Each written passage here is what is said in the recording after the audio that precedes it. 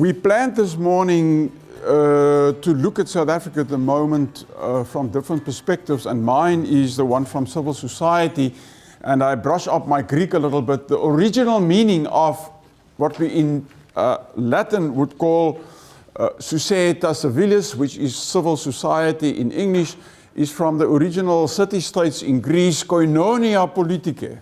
Koinonia politicae means a communion of equal citizens ruling the polis or the small city-state via participative democracy. That means every adult citizen, it was a sexist society, so only males and only Athenians, would be together, and they created as rulers the civil society or the koinonia politicae. They shared a common ethos, because you can only be a civil form of democracy if you work from very clear shared value base. And thirdly, what is interesting if you read that is the telos, or the actual aim of this koinonia, which means community or communion, was to euzen, which means the good life for everyone. Beautiful. So the original idea of civil society was that it is in fact the government. Civil society are those who in a civil manner, through shared values, make sure that we have a good life for all. The current meanings say it is a sphere of non-state, therefore not those in government, that form an association, either formally or informally. In a representative democracy, we now send 400 people to Parliament to rule on our behalf. We are no longer the Athenian city-state where all adults would actively participate in government. We call that representative democracy.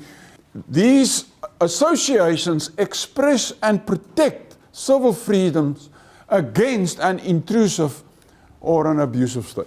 So a quick shift. Whereas the civility of original government was lost, so that the concept of civil society moved from those who civilly rule for a good life for all based on shared values to a different function. And their function is they form the cushion now between the state power at the top and normal individuals like you and me at the bottom. And in any good democracy, you would see that there's a strong developed civil society. That is the reason why the moment a government becomes more authoritarian or intrusive, you can watch it. It's like a rule of a law of nature. They will always first attack the civil society structures. If I quickly look back, what brought apartheid down? It was a powerful combination of civil society structures. Remember, the ANC as a legitimate voice and the PAC were banned. You could not even quote Nelson Mandela after 1964. You could go to jail for that. He was a persona non grata, literally.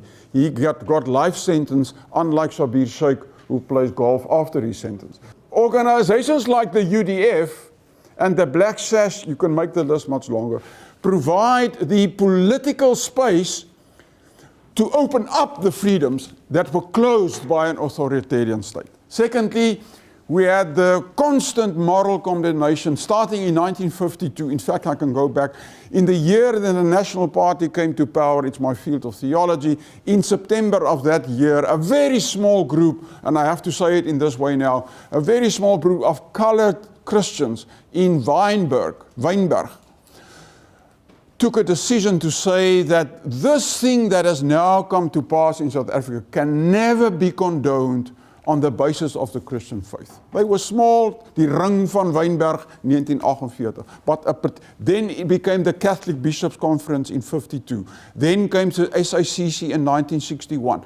Then came the proclamation of South Africa from the South African Council of Churches in 1968. Then came in 1985, led by Bushak and others, the prayer for the fall of the party. I mean, this was a constant moral questioning of the authoritarian state of time. And thirdly, we had economic sanctions.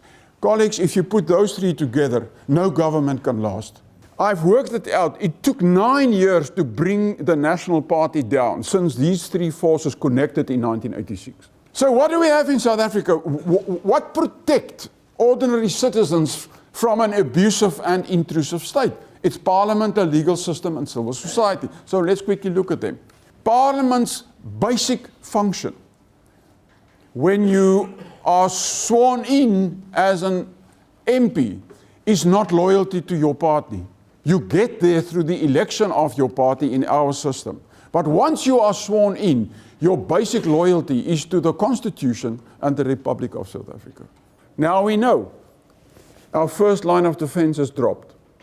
We can no longer trust. They're coming right a little bit with the SABC, but that was an easy target.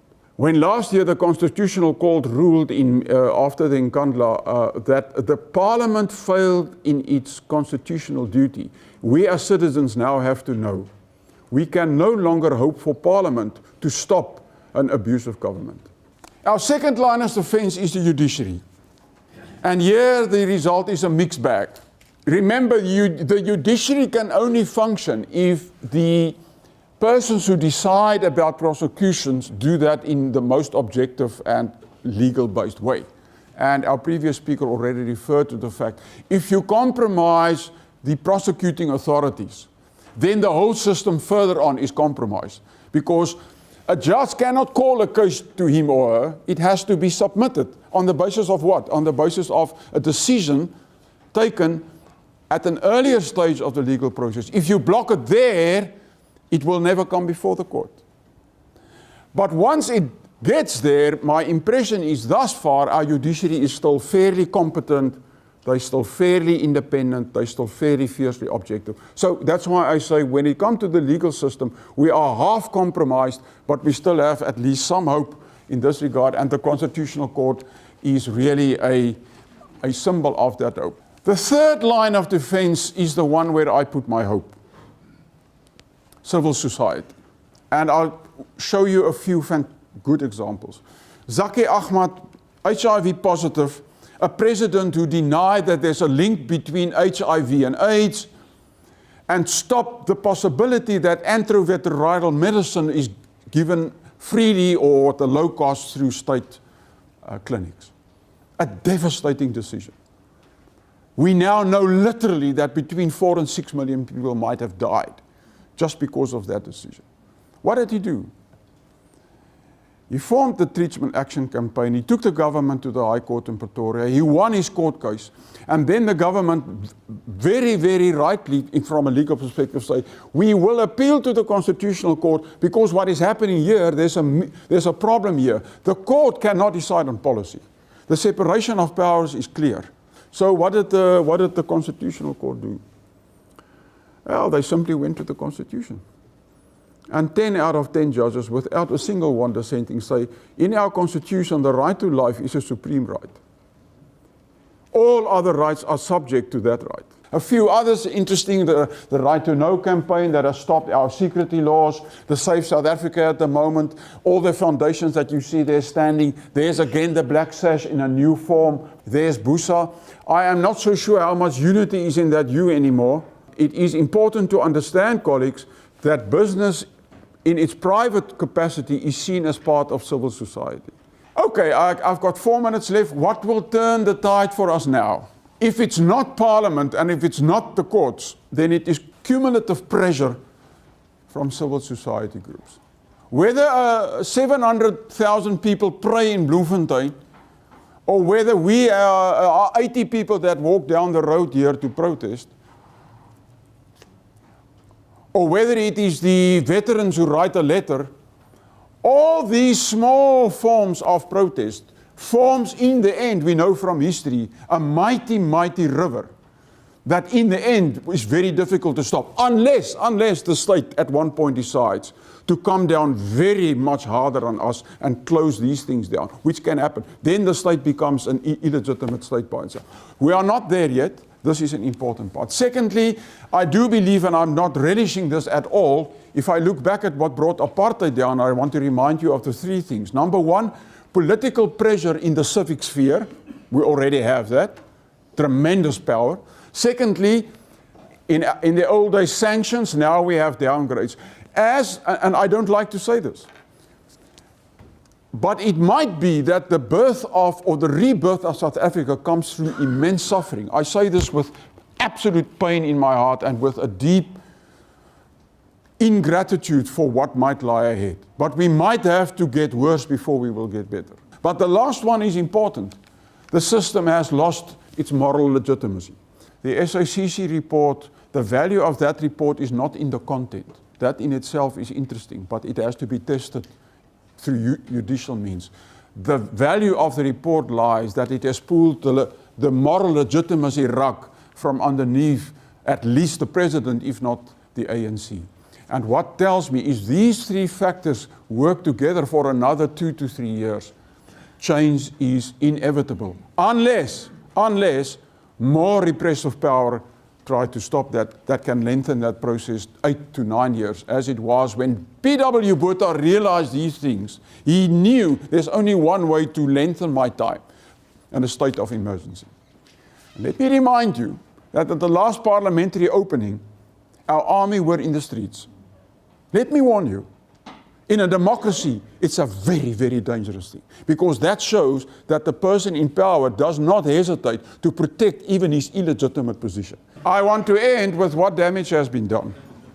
And here my head as an ethicist comes in. Firstly, state institutions that should work for all. Remember the civil society that the Greeks dream of?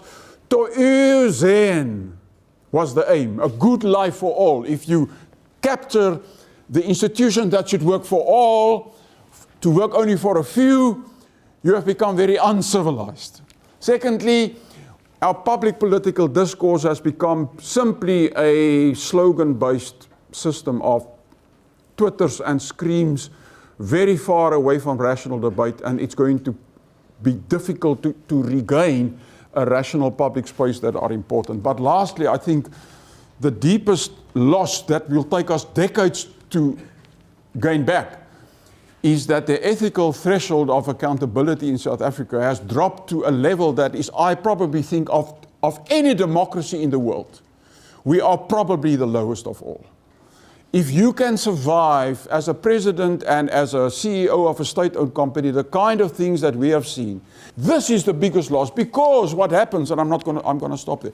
What happens is, if the leadership drops the threshold of ethics, I can guarantee you, research tells you, it cascades down to the lowest level where people say, why must I keep the law? And violence against women and children, death on the road, all these symptoms of moral decay starts with leaders who drop the ball when it comes to accountability. And it infects the whole of society. Even if we replace Zuma tomorrow morning, we've got a hell of a job ahead of us that's going to take us 8, 9 to 10 years on the condition that we have good leaders. So, I think we are in for a tough time, but I also think that in South Africa, civil society, combined with the moral work of the faith communities, together with business, we can turn this country around. Thank you very much. Appreciate it.